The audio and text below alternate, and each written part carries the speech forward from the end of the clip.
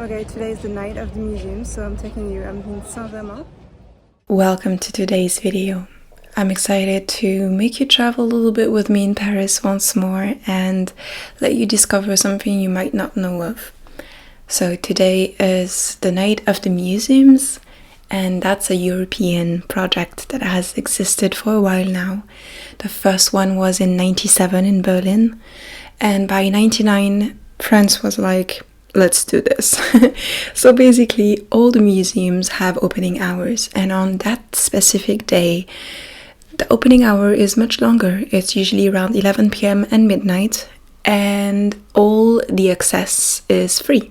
So everyone can go and they can book a ticket. Depending on the museum, sometimes you don't need to book a ticket, and you just go and experience different events within the museums, things that do not exist in normal days. And you get to see the museum at night, which creates a whole different aura.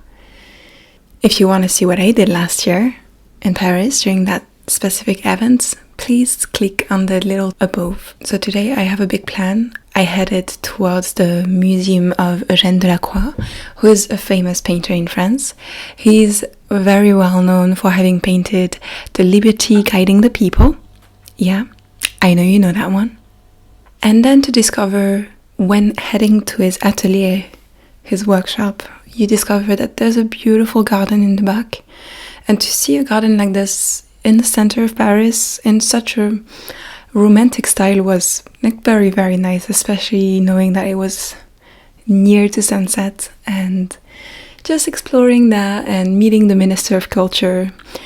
And yeah, he has a thing for tigers, and that's something that I share with him. Tigers are the absolute best animal ever, and I was very happy to be surrounded by that animal in so many shapes and forms.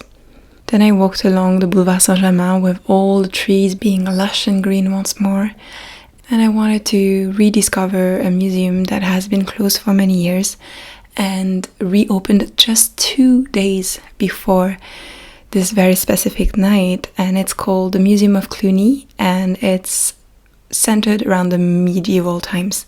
Oh my god, it was a joke at first, because I arrived at the door and I saw a queue, and I followed the queue to, pick up my spot, and the queue was very long, and I kept on turning streets and corners and just seeing way more people.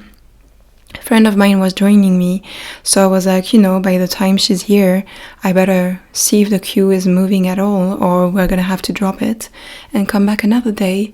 And luckily it was quite quick. It was quite quick, so it was amazing to go back to this museum.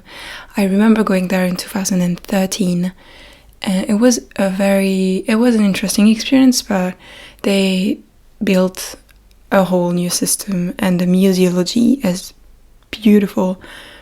There were a lot of things in that museum before, and there were a lot of objects, a lot of items on walls and on top of each other. It was difficult to give attention, and it was not about the quality but the quantity. And here they really reshaped everything up, and the space itself is very important to France and to Paris, because it's not just a building. There is the Hotel of Cluny, which is immensely beautiful, but it's also conjoined with the thermal baths of Paris, back when it was called Lutetia, and it was at the time where the Romans had invaded France and were occupying France, and so the Gallic people were coexisting with the Romans, and so obviously new structures were being built around the city.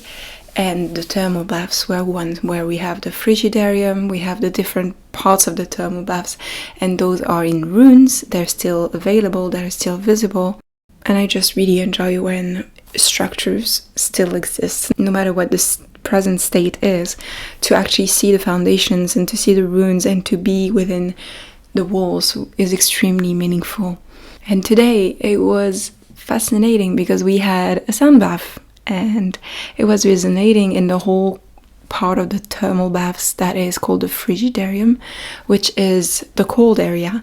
And we just sat down, some people were laying down, and this man was just playing with so many different crystal sound bowl, and it was very beautiful to just picture what happened there 2000 years ago, and to be like, I'm a part of that history by just being a part of today's event. It usually doesn't have that. You know, this museum doesn't have a concert going on, but today it did. And so before I leave you to the rest of the vlog, I want to ask you if you knew about this event and if you live in Europe where a lot of museums do that, and if so, where have you been or where do you plan on going next year? I hope you enjoyed this little Paris vlog, and thank you for watching. Take care.